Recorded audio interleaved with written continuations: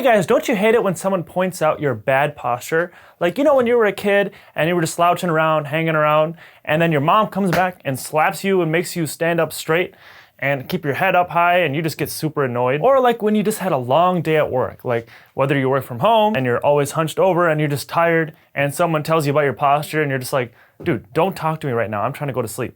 Or even dentists, like for example me, a lot of times I'll catch myself in a really bad position where I just don't have good posture because you're trying to work at all these crazy angles and you think, well, if I just bend over and look just for a couple seconds, it won't hurt.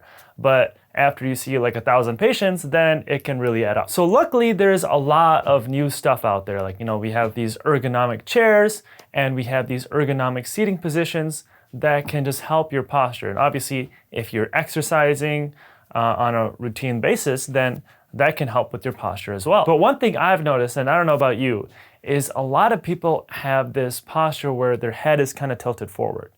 And it's usually people who, like, you know, once they get in their 40s, they start having this more and more. And that's one thing that really scared me, you know, like I don't want to start walking around like this with my head like that. And if it does, like, you know, it happens, but what are some ways we can prevent that? And what are some ways we can fix that posture? And you know, it's really not that big of a deal. Like from the front, this posture doesn't really seem that bad, but once it turned to the side, then you're like, oh, how did that happen? So one thing I tried to do is I try to just do like the opposite. So I try to just stick my head really far back and start walking around like this all day and think that, you know, over time, if my head does fall forward, then it'll just look normal. But really, that's really uncomfortable and I don't think that's good for you. So instead of doing that, I want you to focus on a different muscle. And no, I'm not talking about my biceps. That'll be for another video. I'm talking about your tongue. So your tongue is actually a really big muscle. And we actually have 8 other muscles that attach to our tongue. And you might be confused, like how does our tongue affect our posture? And you might be thinking like, I'm crazy or there's no way, but you're gonna be surprised. So our tongue actually plays a big role in our posture. And part of that also comes with the way that we breathe. So let's compare someone who breathes through their mouth versus someone who breathes through their nose. So if you breathe through your nose, that's actually how we were meant to breathe. Mammals were actually meant to breathe through their nose, and this is how our body was designed. And when we breathe through our nose, our tongue should be resting against the roof of our mouth. And this is how we should all be breathing. And this is how our tongue should be at all times. And what our tongue does is it controls where our jaw is. And because it's attached to the floor of our mouth. So when our tongue is up against the roof of our mouth, it's pulling our jaw up.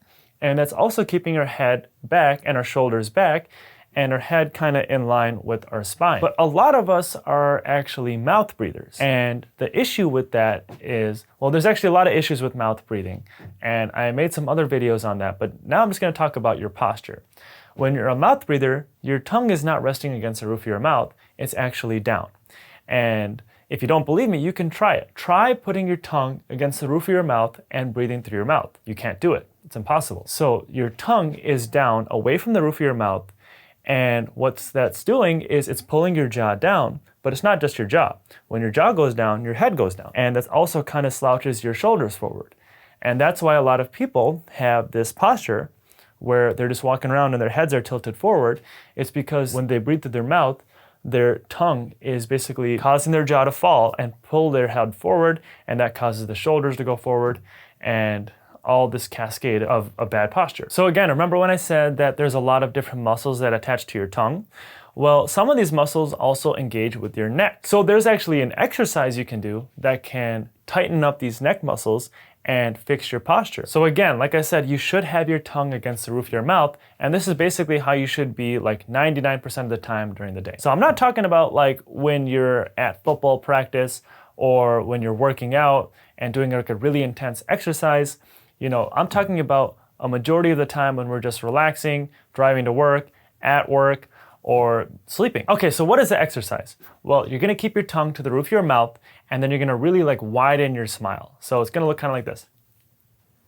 And you're gonna realize that your neck muscles start getting really tightened and really engaged. And like I said before, that's because there's a lot of these muscles that attach to your tongue.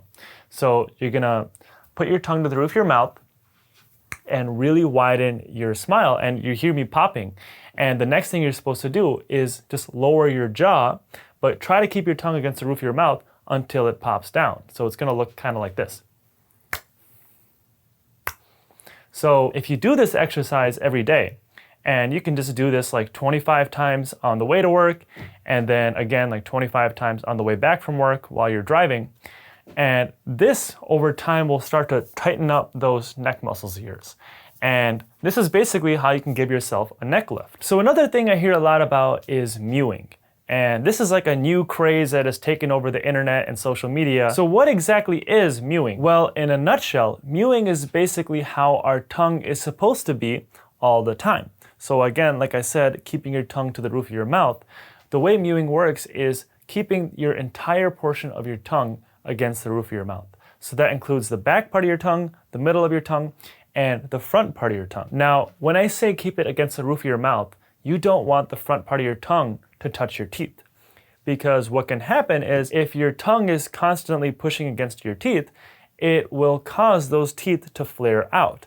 And that's not going to look so well, because if you had some braces or Invisalign or something like that to correct your teeth and your tongue pushes it out, you're going to be pretty upset. And the other thing with mewing is your lips are supposed to stay closed. So this is supposed to just keep a proper tongue posture. And there's a lot of claims out there that say it can change your facial structure and it can provide a lot of other benefits.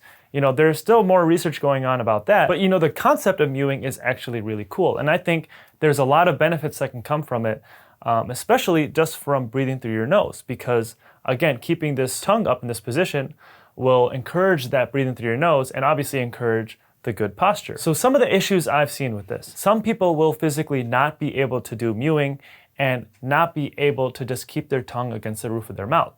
And the reason is they have what's called a tongue tie.